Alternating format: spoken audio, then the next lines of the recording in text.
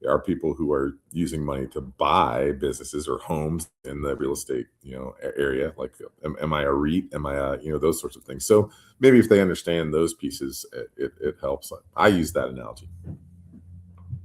Yeah, we need politicians to understand this more.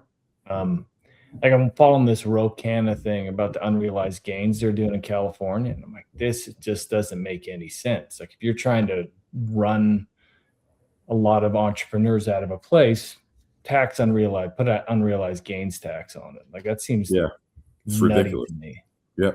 I can't. I'm looking at my own business. Like if we raise a chunk of money and all of a sudden the company on paper is worth 2 billion, and then like, oh, Jeremy, you owe 65 million. I'm like, I don't have 6 Yeah, million. but Not you can't 60. even Where pay the it. heck? I mean, Where am I that's going to get the that? issue is you're going to have a tax burden that they can't pay. They don't have the cash for. And then people It say, "Well, just go get a loan."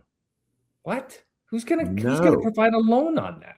Right. If I could have gotten a loan, I would have, because I had to give away equity, which was more expensive to get the round of capital I just had, and that's why the number's so high. Anyway, yeah, but you're right. But Ugh.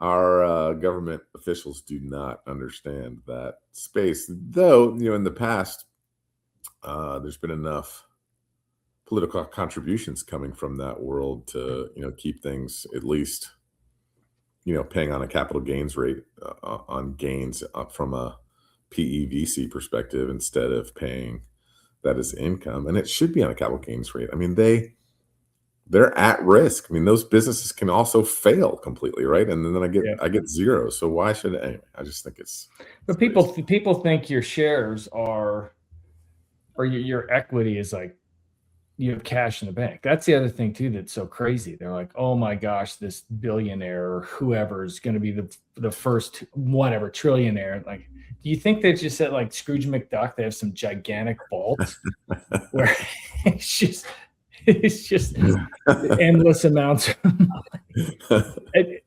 I don't know. It's so No, it's tough. It's tough, but I don't know how you solve that other than through I education. don't. Yeah.